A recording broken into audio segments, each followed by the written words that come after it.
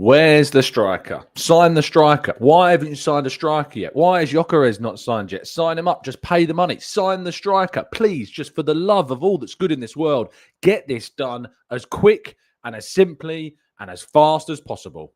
5 minutes later. Why haven't we waited to sign Alexander Isak?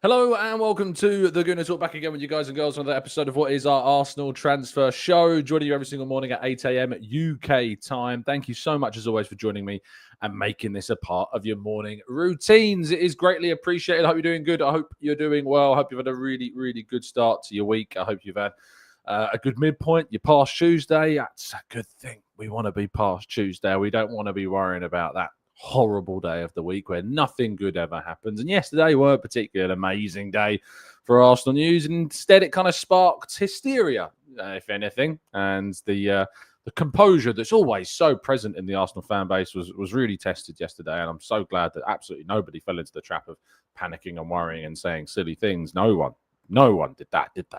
But good morning to all of you. Thank you so much, as always, for tuning in. Really appreciate you being here. Do drop a like on the video. Do subscribe to the channel if you're new around here with those notifications turned on so you never miss a show. Good morning to those joining us in the chat box. Hope you're doing good. Hope you're doing well. Ameka, Rancid, Martin. We've got Claire in the chat box as well. We've got Lee and Jerome and Dave. We've got Seamus. We've got Idris, Amber Lee. We've got James and Alawi. We've got Steve, we've got All About Arsenal, we've got Colin and Robert. Good morning to you all. Thank you, everyone, as always, for listening, for tuning in, for watching, and of course, for helping support the channel. It is indeed very much appreciated. So thank you. Let's jump, though, into today's stories. And we begin with what we expect to be, at least, the imminent announcement at this point in time of Noni Madueke. That's who we're expecting. That's who we're waiting for. That's the next signing we are hopeful of it's turning out to be the case, where it hopefully will be Noni Madueke. But we're still, of course, in the dark about when, where, how, who it's going to be that happens next. Madueke, of course, completed his medical a couple of days ago. I imagine a lot of the media was done yesterday. It points to a potential announcement maybe today, potentially, possibly.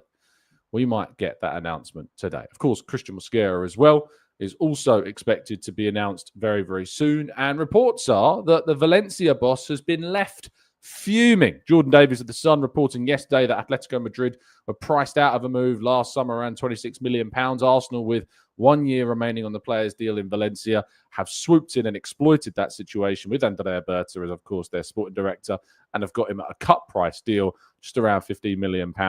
That they've managed to get this deal done for the young Spaniard.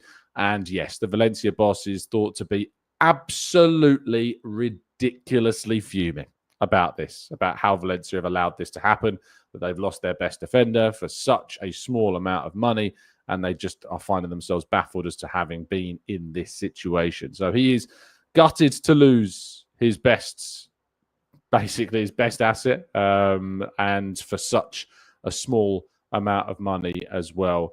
So we will see Mosquera joining up with the Arsenal group and flying, of course, away to Asia with the team on July 19th after completing his medicals and media duties in London this week. We hope to have an announcement there as well. But what a potential signing this is going to be for the Gunners. But the big news, I think, regarding kind of positivity, at least, is that there has been a breakthrough in talks with Ethan Nwaneri, and that an agreement in principle is there for Ethan Nwaneri to sign a brand new deal. Fabrizio Romano reporting this morning about that agreement between the two sides. David Ornstein reporting yesterday around this story as well, that Arsenal are in the final stages of these talks over a new deal for Ethan Nwaneri. There were no game time demands that went on during those discussions. He's set to play more centrally, for Arsenal going through and into the future. Meant to be that inside player and be supportive to Martin Odegaard, of course. how this affects other potential transfers for Arsenal. Does it affect their view of the signing of Eberechi Eze? At the moment, we're not understood to believe that is the case. That, of course, Arsenal are still very interested in Eze, despite Ethan Nwaneri renewing and him being considered to be more of a central player in the team. But very good news that Nwaneri is expected to sign a brand new deal with the club for the foreseeable future.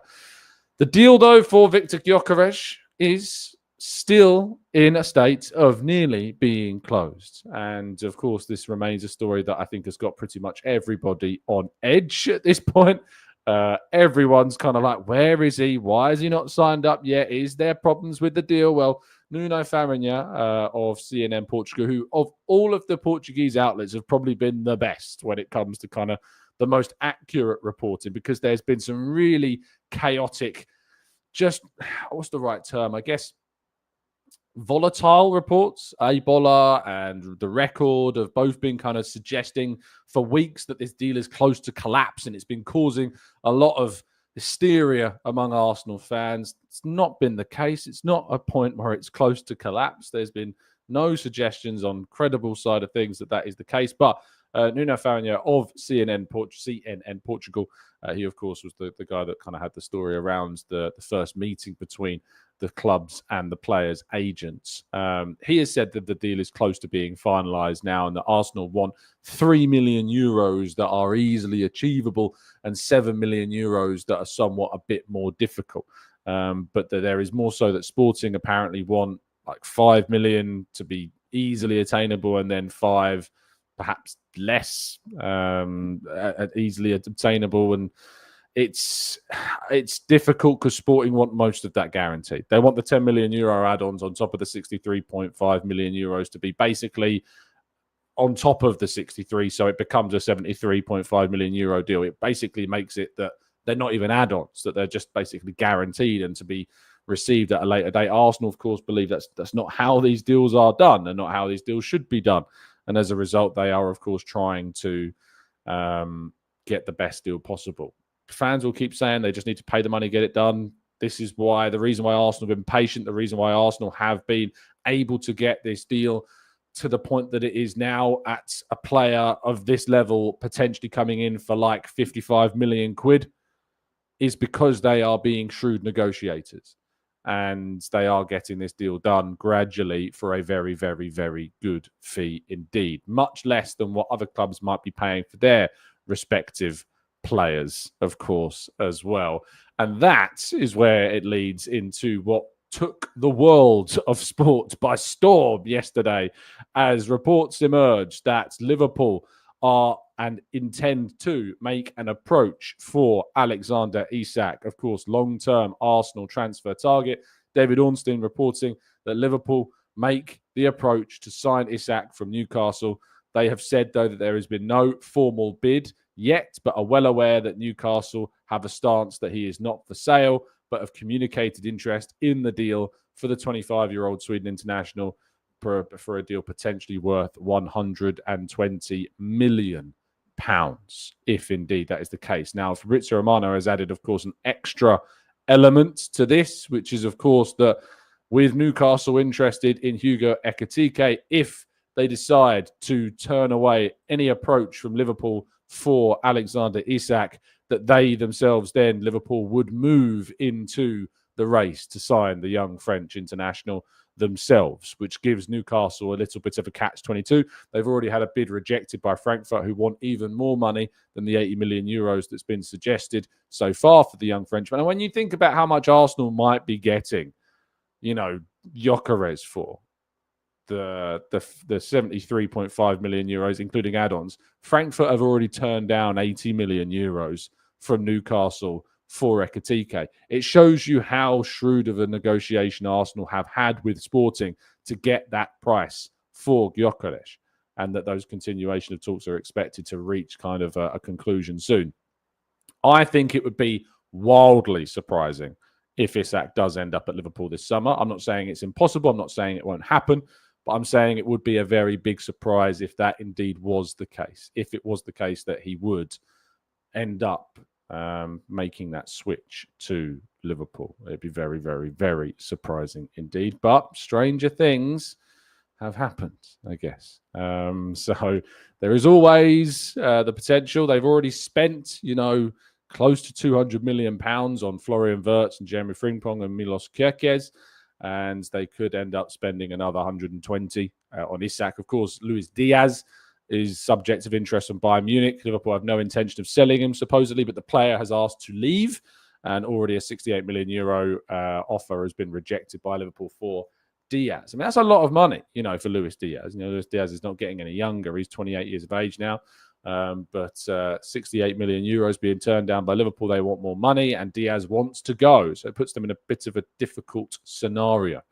But no approach yet, no Liverpool bid yet, but certainly that is expected at some point soon. And a decision will be made by Newcastle about what they do. Do they continue to push for Ekitike and try and rival Liverpool, who supposedly would have an edge? And will Arsenal end up being,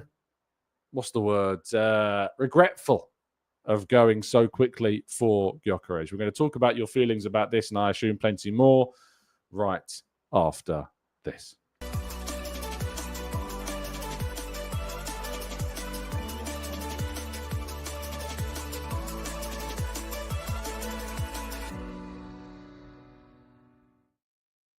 Okay, that is part one complete. So it means we're now into part two, which means we're going to be going into the chat box and tackling some of your questions, some of your thoughts as well. A couple of bits of housekeeping. We're going to give you some of the nominations for our troll bingo cards that, of course, our listeners have been spending a long time creating. And I'm really glad that we're going to be able to go through some of those where you're going to be able to decide which ones you think are the best that we can use as our official TGT bingo cards. So look forward to giving you those. Also, if you haven't yet given it a watch, we are, of course, or rather have done a fantastic episode listening for your listening pleasure with Arsblog, with Andrew Mangan from, of course, the Arscast Extra with James and all the brilliant guests that go on that show. Someone called Tom Canton has been on there as well, I think. Yeah, you can go listen to that. It's the last live upload on the channel. It's the last audio upload on the podcast before this one. So if you haven't yet watched that show, we talk a bit about Isak. We talk a bit about that as the news broke while we were recording yesterday. We talk about kind of Andrea Berta and the impact that he's been having on the club. We talk about a lot of things. So go and give that a watch if I was you. And listen to that after you've finished, of course, to today's show. So please do. Right, let's go into the chat box, shall we? Tackle some of these questions. And Shornito says, big up, Tom. What a refreshing show with Andrew yesterday. The chemistry was out of this world. Some really kind comments on yesterday's show. So please do go over and show your appreciation. Captain Lark says, hey, Tom, long-time podcast listener, first time watching live from Australia. Who do you consider the most interesting transfer of the window so far? Well, thank you, Lark, for your very kind listenership and your question. In terms of us or broadly, in terms of us, I think Zubimendi is really exciting, and I'm really interested to see the impact that he has on the team. Other than that, for me, it's probably Jeremy Frimpong, because he's a player that I've followed for a long time since he was at Celtic and previously the Man City Youth Academy, and seeing him make that move to Bayer Leverkusen, where he's had huge success and kind of grown into this almost a winger-like fullback, but now having to come in and play right back for Liverpool. Is he going to be exposed defensively, or is he going to take things up another level offensively for Liverpool? So for me, the most interesting signing is probably Jeremy Frimpong, for me, at this point. George says, hi, Tom. Does this Isak news not just make you reevaluate the Edu situation? He definitely got fired, in my opinion, after the summer Sterling loan and no smoke without fire. So Liverpool must have personal terms with Isak sorted. I don't think either of those things are related at all, to be honest. Edu left of his own accords. He had a really big offer, of course, from Nottingham Forest and the owner, Evangelos Marinakis, to join them as kind of their CEO. Arsenal actually made efforts to try and keep him. So rumours that he was fired are just, as far as I'm aware, complete bogus, because Arsenal actually tried to keep him. But after losing him, they were swift in their actions to find a appropriate replacement. And despite the fact that of course, they tried to keep Edu, it looks like they've benefited perhaps even more by then making the decision to appoint Andrea Berta. In terms of the Liverpool Isak stuff, on personal terms, I don't know being agreed at all. We don't know if Isak has pushed for this. We don't know if Isak has asked Newcastle to accept any approaches from Liverpool. We don't know. That is not information that we are privy to right now. Melanie says, I don't. There is no need, or rather, there is any need for any regrets, as if we did not get him, we may have also lost Viktor. And this is the thing, right? I can't believe I saw any fans, and I saw a fair few, some replying to my tweets yesterday about this. The irony around the idea that they would regret not getting Isak, or rather, we should have waited for Isak, waited to see if there was a possibility that he could move this summer, instead of moving early for Gyökeres. It's nuts to me, the irony of the fan base, that we are desperate for Arsenal to do business quickly, desperate for them to move for players early, desperate for them to sign a striker. And then as soon as we pretty much have ours all wrapped up, the news emerges that Liverpool are going to make an approach for a player who still, and it's worth pointing this out, Newcastle have zero interest in letting go. Supposedly we should have waited. Supposedly we should have waited to see if indeed it's nuts to me. The irony, the hypocrisy, the contradictions of the Arsenal fan base, or sections of it at least, always make me, without a doubt, cringe beyond belief.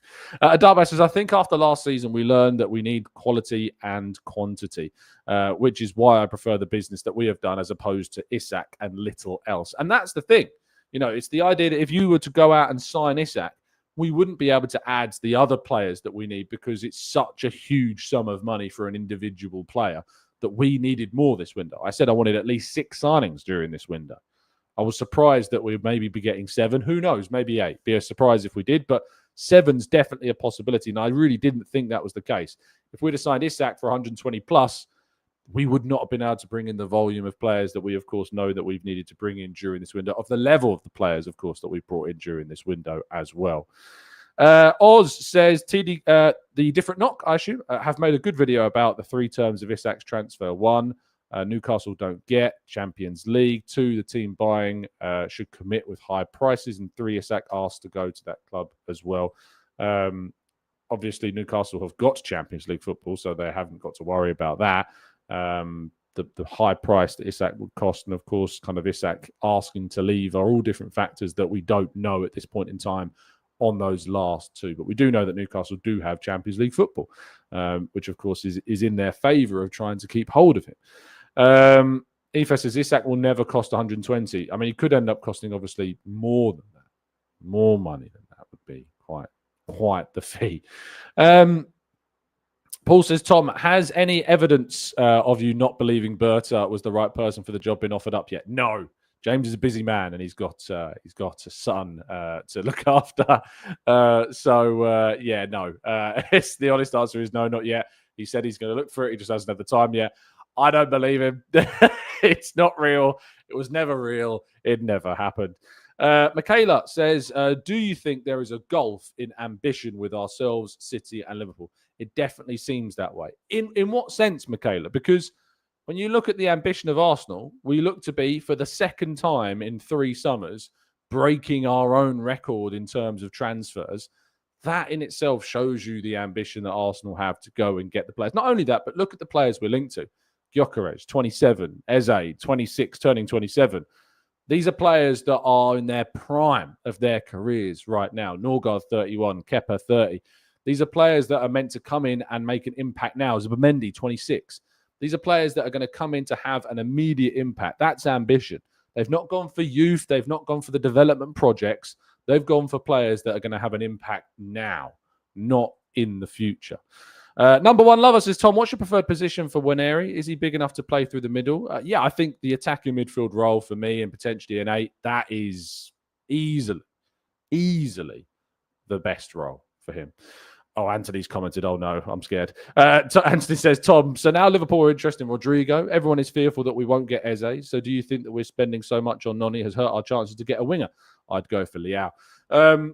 Again, I've kind of talked about this with Andrew yesterday. Arsenal's priorities in this window was a striker in terms of offensive options, was a backup to Saka, which was always going to be Spenny, to bring in somebody of the requisite quality, of course, and then bringing in that third attacking player, which we assume is Eze. Saying everyone is fearful, I hate when people talk in absolutes because it's not true. Everyone is not fearful that we won't get Eze. That's not the case. There are some people that are. There are some people that are optimistic. There are some people that don't even want him. There are others that would prefer other players. So everyone is not fearful, Anthony. So let's not speak in false truths, yeah, because that's not the case. But we will wait and see. If Arsenal do other deals, they're expected to take place more towards the latter stages of the window because Arsenal have to move some players on now, of course, not just because of money reason, but space reasons. But the club really prioritised the number 2 to Saka. That was a really important role that they wanted to get done this summer. Whether or not that's a player that you wanted to get done, that's the player that the club wanted to get done as a priority because, of course, of the issues that we had last season. So, let's scroll down, shall we, and get some more thoughts in this. Liverpool need to chill, says Lumos. Jabu says, I have 2 dreams this window. 1, a left winger and right wing rotation mid-games. And 2, less defensive burden on the right and left wing. Trust in our defenders to defend. Martin is always not fussed about Eze. He's wrong, but he's never fussed about Eze.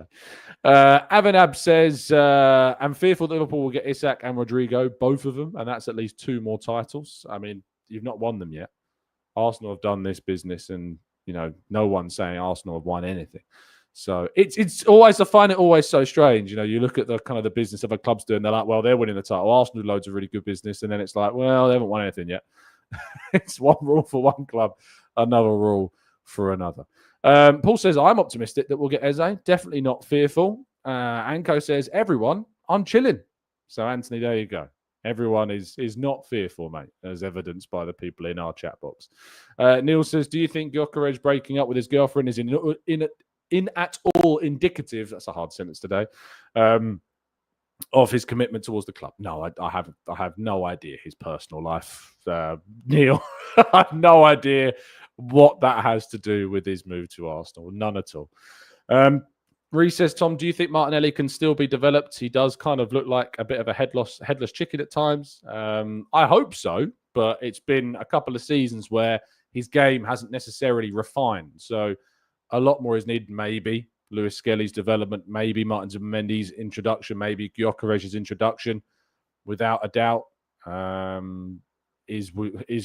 are very much in a position of seeing if that can have a positive impact on Martinelli. At least we hope that it will have a positive impact on Martinelli. So we will wait and see if he's here next season, which is not guaranteed. D says, do you feel that Edu would have delivered us a window of this caliber at such a crucial time, or is Berta signing actually the biggest of this club in recent history? No idea, D. I have absolutely no idea, because it was Edu that spent the record amount of money in 2023 to get Declan Rice, to beat Manchester City, to his signing, to sign Jurriën Timber for a cut price deal, to get Kai Havertz in, and of course to get that loan deal sorted for David Raya when Arsenal didn't have the money to buy him. So I have absolutely no idea what we would have done if Edu was in charge this window. No idea at all. So it's impossible to answer that question. Can theorise, but it's absolutely impossible.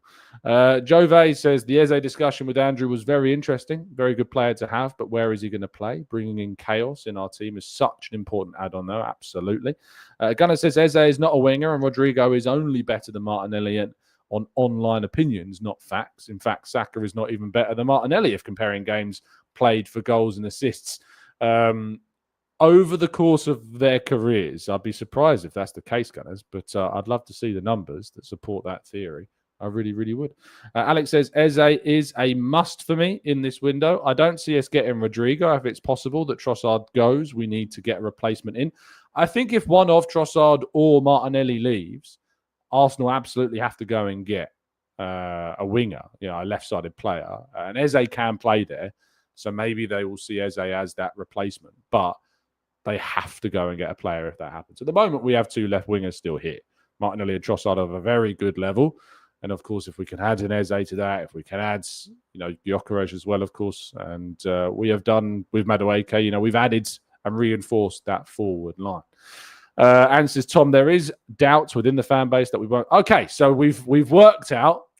We've managed to get there. There is doubt within the. Yeah, there is doubt. You can say that about anything. There's doubt within the fan base that Gyökeres isn't going to happen. There's doubt in the fan base about anything. But to say, of course, that everyone is fearful, I'm glad that we've agreed now that that's not true. We signed Noni for an outlay that we paid for him, and this could potentially harm our chances to, say, get a Rodrigo. As before, I always thought the idea of landing Eze plus Rodrigo was a fantasy, and I never really expected two left-sided players to come in. I always thought, as we knew it was going to be, three attacking players. And those three attacking players was a centre-forward, a backup to Saka. Those were the two top ones that the club wanted this summer. And then that third player that could potentially be a left-sided player. But when you've already got Trossard and you've already got Martinelli, unless one of those goes, there isn't the burning need to go and get that player in the same way that there is, of course, the right-sided player and the striker. That's just the reality. I'm not personally sold on Rodrigo being an absolute nailed-on, definite player we should get, especially for the price that's being talked about. And Leao, of course, as well, is a player I find way too inconsistent to jump on the back of. Eze, for me, is without question the better signing compared to those two. Eze all day over those two. Praktika says, I'm optimistic that Arteta and his boys will do all they can to win every single match next season. If they don't win things, it won't be because of a lack of effort, intent, or commitment. Well, we will have to wait and see, don't we? We don't know what's going to happen next season. We can't make that judgment until that's done. We can't make any judgment on that. Jesus' left leg, which we hope heals soon, although I think it might be his right leg that's the one that's injured. In my opinion, we really need to move Trossard on this summer. He's been great for us, but we need an upgrade in his position in the squad. His form has dropped massively this season. It did drop from the previous season, of course, as well. The previous season, 17 goals is a really, really good return from Trossard. The season just gone, a quick look on Trossard's numbers from last season. So a quick look, shall we, across all competitions. Trossard ended the campaign with 10 goals and 10 assists. It's not bad, is it? I mean, 10 goals and 10 assists is a really good return. 8 goals and 8 assists in the Premier League.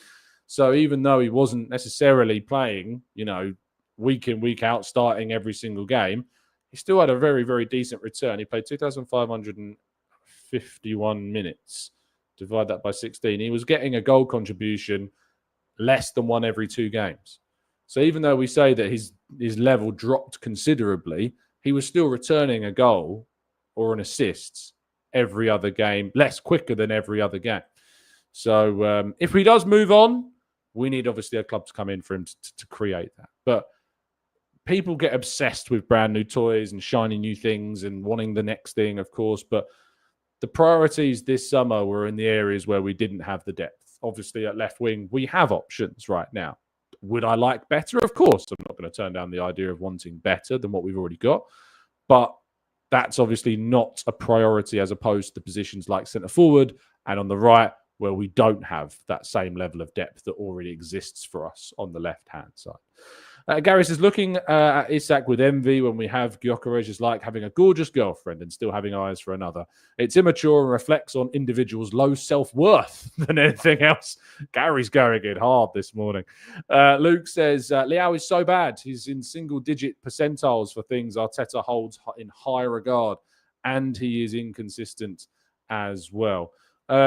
Just having a quick look at those stats. He is in single digits for certain defensive traits, of course, as well. Last season, he returned 8 goals and 8 assists playing for Milan in the league. The same number as Leandro Trossard, of course, ironically as well.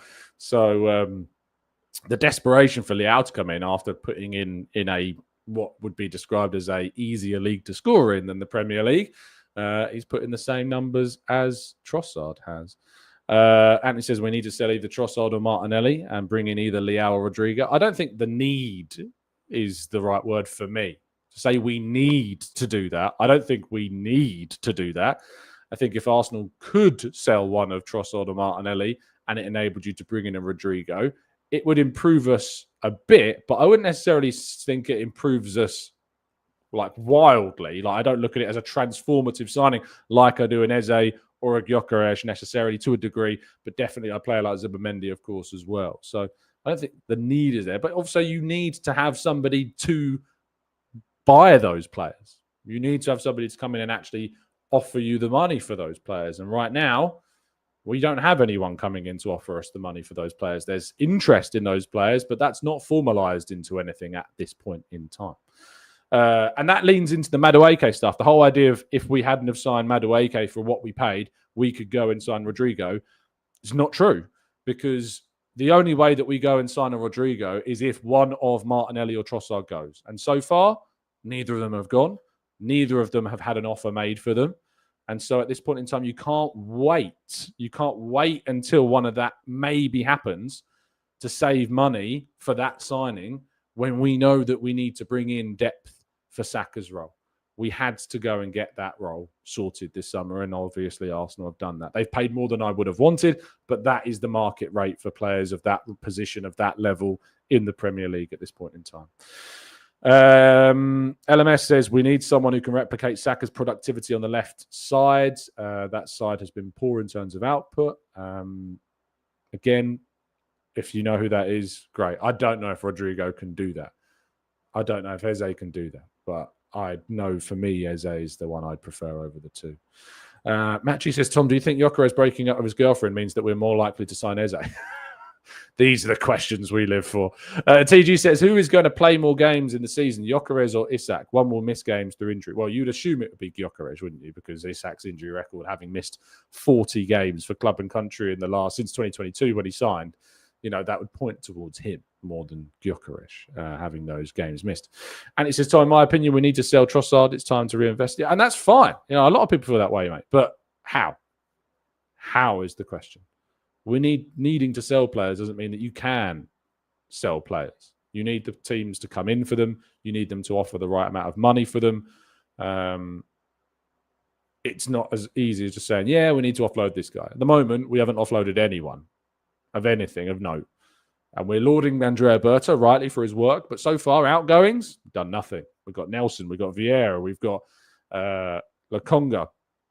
We've got Zinchenko. All still need to be sold. And they will be sold, I think. I think that'll happen more so in August. That's more like when those types of players will leave. But same way with Trossard. To sell a player, you need to have buyers. And at the moment, we don't have buyers for those players right now. Please don't spam the chat. I won't answer your questions if you spam the chat with your comments. Anthony says also, Tom, don't you feel it's time to reinvent the squads? We're signing 6 players, man. We're signing 6 players. Is that not reinventing the squads? You can only do so much in one window with the money that's available for you to spend within the restrictions that you can spend it. We're signing a brand new centre forward. We're signing depth to the right wing. We've got a brand new defensive midfield setup. We're bringing through more young players in form of Max Dowman during this summer, we expect as well. We're hoping to add an Eze, we hope, to the team. We've signed, of course, the backup keeper we need. We've signed a new young defender that's coming in. I don't understand. I really don't quite get it at all. Constance says it's true, Gyökeres, no more Arsenal sign. No. DJ says, are you surprised that no big clubs seem to be linked with Ramsdale? Did his comments about not being able to concentrate go against him? I think there has been a couple of clubs that are interested, but at the moment, we don't know. We don't know. LMS says some people will never be happy. Freddie says, will Kivior stay? I hope so. I think he absolutely needs to stay. There's been no suggestions at the moment that he's leaving. There's interest, but I don't know of him leaving at the moment. Optimus Prime says spending 50 million on Madueke was crazy when we could have added 30 million and gone and got Rodrigo. Again, I need to make this absolutely clear to everyone so even those in the back can hear it. This theory that the money that we're spending on Madueke could have been put on Rodrigo does not work. It doesn't work. The reason why it doesn't work is because Arsenal had to go out and sign a cover competitive option to Saka in this window as a priority over the top of a left winger because we already have 2 players there. We have 1 player on the right. We have 1 centre forward with Jesus out injured to the end of the year.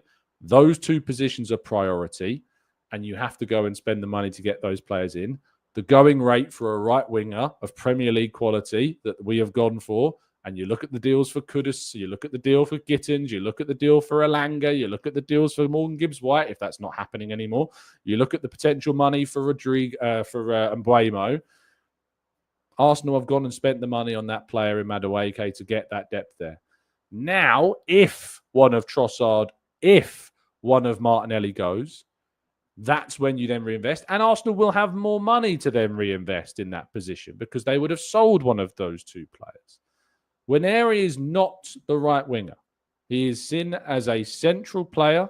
All you need to go is go and read David Ornstein's tweet to get that answer, as has been the case for ages, forever. Nwaneri is not considered a right winger, nor I don't think he's necessarily tailored for that role.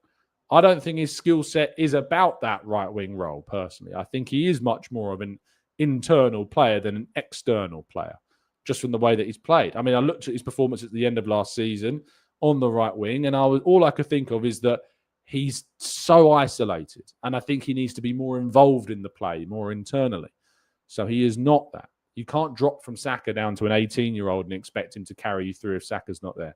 You need to go out and get a more established, a more Premier League ready, England international in Madueke, who gives us that depth.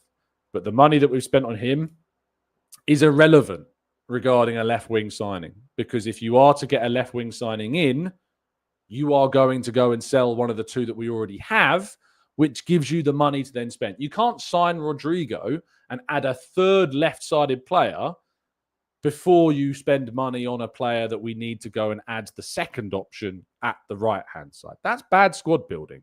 It's just bad squad building. You don't sign 3 left wingers if you've only got 1 right winger. You don't do that. That's not how you build a squad effectively. So that's why they are not linked. It doesn't work that way. Gibby Box says, we seemingly abandoned Wenger's playing ground at the French leagues. I wonder if we could get backup players much cheaper with higher ceilings. Wenger was French. We signed a lot of French players. Arteta is Spanish. We're signing 3 Spanish players this window. These things are very normal. It's just what happens. So it's, yeah, I mean, it wasn't an Arsenal thing. It was a Wenger thing. Like the French thing. It was very much a Wenger thing. So it happens everywhere. You look at Man United with Ten Hag and the Dutch league players they sign. It's just a trend, and it is a correlation between managers and the players that are coming in. Unless you're PSG, of course, who love left wingers. Well, even PSG, you got Kvaratskhelia and you got Barcola. Dembele is a right-sided player. Doué can play on the right-hand side, does play on the right-hand side, of course, as well. So it's just one of those. And again, PSG are a little bit of an outlier when it comes to squad building because they can win their league at a canter. They're all about the European and now international tournaments to become those national, international champions.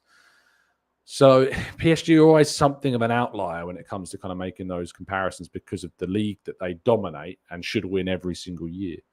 And Mohammed says, hi, Tom. I guess it's the fear of Arsenal squad building that makes Liverpool go for Isak. And I don't think that's the case.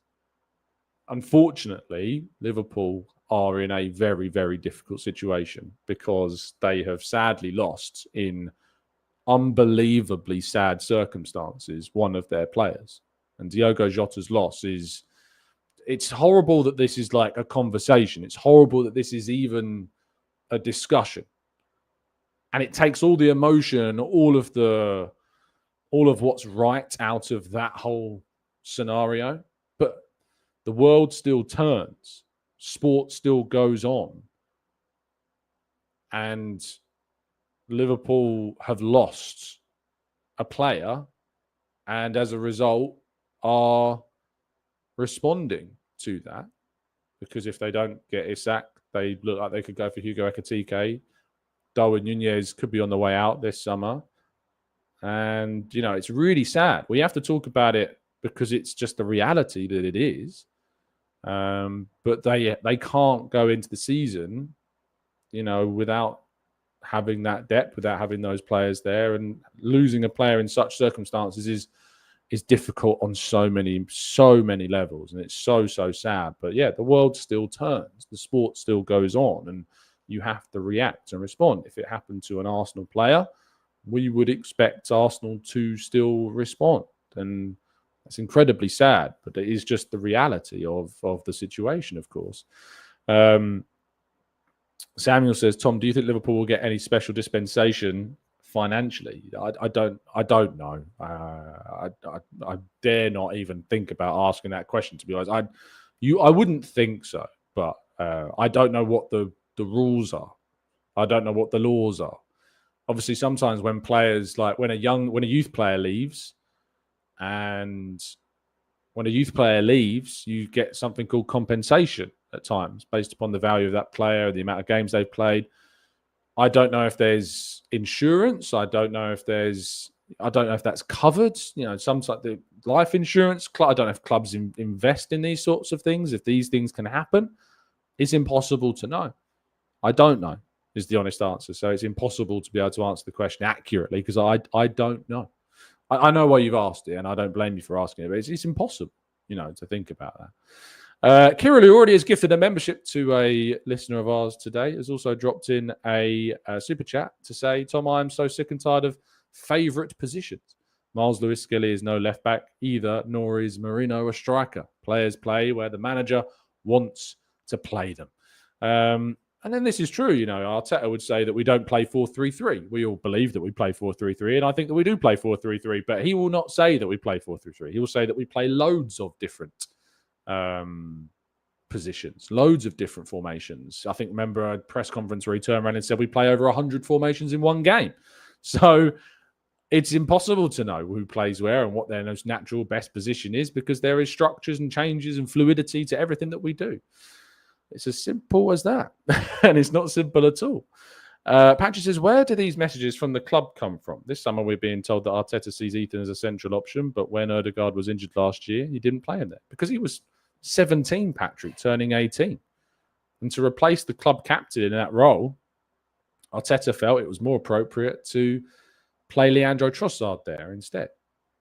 And to play other players in those positions instead because he lent on the seniority of those figures in a period where you've lost your captain instead of dropping a 17-year-old at the time into that situation of such significance. Now, when it comes to Saka's absence, obviously we didn't have anybody who could play really on the right because we also were missing other players. Martinelli got an injury. Nwaneri himself got an injury, of course, in January too, as a result of being kind of thrown into the deep end so early on for so many games consistently. We didn't have a centre forward because Mika Marino was playing up there. It's been a real challenge, a real struggle for us. So you couldn't really take too much of what happened last year. Inspired Challenge says Rodrigo is not a right winger. That's the reason. I mean, even on the left, like the numbers don't necessarily go up by loads. I did a little calculation yesterday on this actually. When he plays on the left-hand side, where is it? When he plays on the the right-hand side throughout his career, he has got 65 goal contributions in 8,489 minutes, which works out at a goal contribution rate of a goal or assist every 130 minutes. Playing on the left-hand side, he's played 4,911 minutes in his career on the left, according to Transfermarkt, and he's returned 39 goals and assists, which means he has a goal or an assist when playing on the left every 125 minutes. So that's only a decrease of 4.1 minutes. I don't know, it's 4.1 minutes works out, but yeah, you're effectively 5 minutes more quicker when he plays on the left compared to the right. So it's not as if we're going to see like a massive upturn just if he moves to Arsenal and plays on the left. But as I said before, the only way that Rodrigo happens has nothing to do with Madueke. Nothing at all. The only way Arsenal sign Rodrigo is if Arsenal sell one of Trossard or Martinelli. And to sell one of Trossard or Martinelli, you need to have a club come in for those players. So it's the only way that happens. Right, I did promise you we were going to go through some of our chat box troll bingo card suggestions that have been submitted. So these are the 3 nominations that we've got. So I'm going to put a poll in the chat box of which one you prefer. If I go full screen, then you should be able to see them a lot better. Why can't I make myself really? There we go. So these are the 3 suggestions. These are the 3 options that we've got. They come courtesy of David Devesh, or Devesh David, D. Newman, and Quicamanto as well. So thank you to those of you that sent them in. We've picked these 3 as our best in show of the ones that have been sent in for you to decide. We'll put a poll up, of course, in today's show, so you can vote on which one you think is the best. You can see the designs there. The actual words themselves aren't necessarily set in stone, by the way. It's more about the design you're looking at than the actual suggestions. So it's more the design of the bingo card, because we can change, of course, the wording of these different ones. They were just suggestions, of course, that have been put in. So just be aware of that when you're voting for which bingo card. So vote for your favourite bingo card. Okay, so you can choose one. You can choose. So it's left to right. 1, 2, 3. 1, 2, or 3. There it is. That's your poll. It's in the chat box. So get voting on which one of these is your favourite. And while we're going through that, we will obviously look to do that. Let's scroll up in the chat a bit more, and while we're waiting for those votes to come in, and we'll tackle some more questions. Morpheus says, Tom, how much does Rodrigo improve us, in your opinion, if we were to get him? Would he make us the best team in the Premier League? No, he wouldn't make us the best team in the Premier League. Our front 3 would be Saka, Rodrigo, Gyökeres. Very good front 3. But it's still, you look at the business that Liverpool are doing, their suggestions, they may play Florian Wirtz as a false 9. So you've got Salah, Wirtz, and either Diaz or Gakpo. That's still a better front 3. Salah in himself takes that and has done, as you just look at the goals that he's returned last season, to that level. Manchester City's front 3, Erling Haaland, whoever they want to play on the right, be that Savinho or Bernardo Silva, or, they've got Doku on the left. They've got Ryan Cherky coming in to be a potential option for them as well. Duke Grealish is still there, Foden. It doesn't make us the best team in the league. No, definitely not. Don't put the numbers in the chat box. Put your vote in. That's how you vote. You don't vote by putting the number in the chat. You vote by pressing which one of the 3 you want on the poll. So keep voting, people, and let us know which one you think is your pick, of course, as well. They're 3 fantastic designs. Thank you so much to all of our 3 contributors to them. I think all of them have their own specifics. You've got the TGC logo on D. Newman's one. You've got the cannons and kind of the design on the background of Quikumato's one, and we've got like the London theme of the kind of the retro London theme of David's one as well. So lots of really good designs on either one of those. So let us know which design it is that you want to see as our official bingo card design. Let's tackle some more questions while we let this vote go for a few more minutes, and then we'll just see which one has won. Lumos says, Tom, if you could bring back any retired Arsenal player in their prime to come fill in this season, it's Thierry Henry. We all know the answer to that. It's easy, isn't it? It's Thierry Henry. Trey ABS says, Arteta thinks he can patch up every wounded dog. Madueke shows us he's still at it. I mean, he has a track record of improving most of the players that he has. You look at that starting 11, David Raya is a better player. Ben White and Julian Timber's a better player. Saliba is a better player. Gabriel is a better player. Lewis Skelly is a better player. Declan Rice has become a better player. Ødegaard took his levels to new heights at Arsenal from his time where he had potential to become a great player. He's been realising that under Arteta. Saka has become a better player. Havertz, in my opinion, has become a better player. Martinelli had a great season 2 years ago and sadly has not been able to reach that level again. That season was under Arteta as manager. He reached those levels under this manager. He has a track record of improving lots of players. So the argument will be, Treyabs, is that the evidence is he can do it. So you've got that. Anthony says, David Ornson said, next summer we would have to sell a significant player to balance the books, which definitely could, of course, happen. It could be a Martinelli. It could be a Jesus, it could be a Havertz, it could be a Kivior, it could be anyone. Who knows? So clubs do have to do that. They have to sell players here and there to make things work. But it doesn't mean that you don't go and sign the players that you need for the positions that you have to find that depth for. Benny says, with the fake news around Nwaneri signing, you would think people would be more careful when looking up news, especially on Twitter. Yeah, you would, wouldn't you? Irfan says, I think with the business that we've done on top of what we already have, if Arsenal bring in Eze, I think that's a lot more dangerous than Liverpool bringing in Isak, especially if Diaz also leaves as well. That's a hot take, isn't it? For me, Eze is the signing of the summer if Arsenal can pull it off, as I've said before. So I'm keeping my fingers crossed that they will do it. Bennett isn't a coach supposed to make players better. Exactly. Yeah, that's what he's been doing. Treyab says, what about Marquinhos? Martinelli, I just said he's improved. Vieira. There's so many. I mean, you've named three.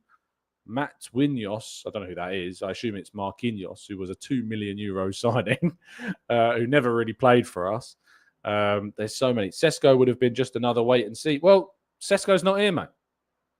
So we'll never know. Gyökeres is going to be here. So let's see if he can become an even better player under Arteta, like so many of the others.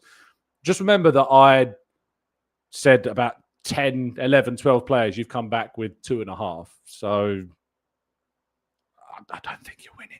All About Arsenal says, Eze will be our marquee signing of the summer. I really hope that we get him over the line.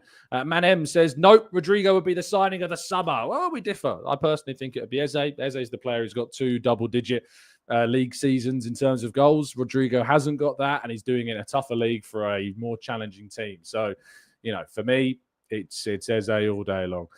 Gary says, how many games has Isak missed in the league? I don't know about league specifically, but I know he's missed 40 or 39 games for club and country since he joined Newcastle. 39 games for club and country across all comps. Nathan says, Rodrigo has the potential to be world-class. I'd say Eze, probably not. No, because Eze can't become world-class. He already is, in my opinion. He is already a world-class player, Eberechi Eze. Jeffrey says, I've said it for years that we need a rotation player for Saka. Madueke is an important deal.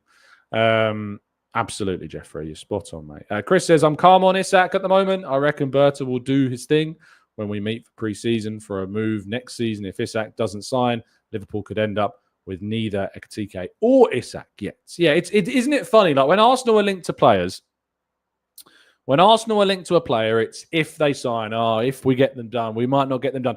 As soon as any of our rivals get linked to a player like an Isak, it's always, oh my God, they're signing this player, they're going to win the league. It's like all Arsenal fans convince themselves that they are not getting the players they're linked to.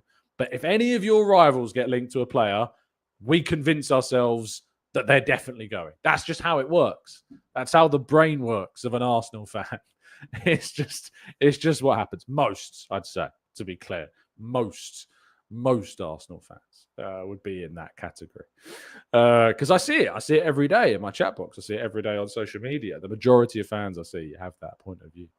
It's just what happens. Aiden says, fed up with these people saying Odegaard regressed. He had an injury hit season and 2 months of bad form. That's not enough to say that he has fallen off. David says, curious what your criteria for world class is. For me, to be a world class player, you need to be of a level where you can play for the best teams in the world and you get into their teams on a regular basis. And for me, Eze is without a doubt on that level. He gets into me to most teams, starts for the majority of teams. And the only teams that he doesn't start for are teams where I think they've already got the best player for their relevant position. And I think Odegaard is among the best attacking midfield players in the world. He's within those top 5. But it's subjective, If you think he's not world class, that's fine. You're probably right in your mind because it's subjective. It's up to you. It's up to you what a world class player is. For me, I think Eze has done enough in the best league in the world to be considered on that level. Taking Crystal Palace their first ever trophy. For me, it's as simple as that. And just because he's on the bench for England means nothing. because that's the subjective view of the manager, of course, in charge. It also depends on the system that you ultimately play as well. The England thing for me doesn't factor in at all. The amount of players that have not got enough minutes for England, who are without question and have been world class, is a very long list. So the England thing for me doesn't stack up at all. All about the Arsenal says, I really hope Odegaard and Martinelli step up this season. I believe the acquisition of Gyökeres will help both players. Trav says, Palace have never seen a low block. Yeah, never. Trav is not. Have you got more than 2.5 players yet, Trey, by the way? I'm still waiting for more than 2.5 suggestions. It'd be great if you could come up with some. Starfish says, Tom, you're just waffling. Just great start. We have one of the best squads, player for player, and we win bar Liverpool. Salah has Saka, City, Haaland, and Victor. So I'm not really sure what you're coming, Starfish. Maybe less waffle, maybe rewrite it so I can understand it. Temi says, Tom, doesn't this mean Rodrigo is world class? For me, Rodrigo is not necessarily starting on that left. If we say that's his best position, right? We say the left-hand side is his best position. Well, the club he currently plays for, obviously, he doesn't start on that left-hand side. For me, does he start on the left-hand side for the majority of clubs at that top level? There's arguments. Martinelli scored more goals than he did last season in the league. Martinelli had, I think, 8? Rodrigo had 6. So it's not just given. It's not a given for me that that's the case. That's just where I'm at on that front. But again, it's subjective. It's subjective for that. Ilmatic, don't be smug. Don't be smug. It's really important. Don't be smug, people. It's a bad look. Thank you so much, as always, for tuning in and listening. Really appreciate your time. Thank you for your votes. I think we do have a winner. Our winner of the poll. It's very, very close. My goodness me. We might have to let this go on a little longer. It's really close right now.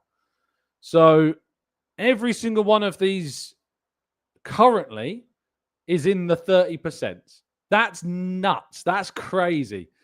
If you haven't yet voted which your favorite bingo card is, and obviously I'll put it back on the screen for you, 1, 2, or 3.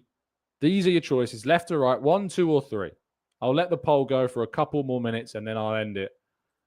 But at the moment, it's very close. You need to get voting on which one's your favorite. Left to right, 1, 2, or 3.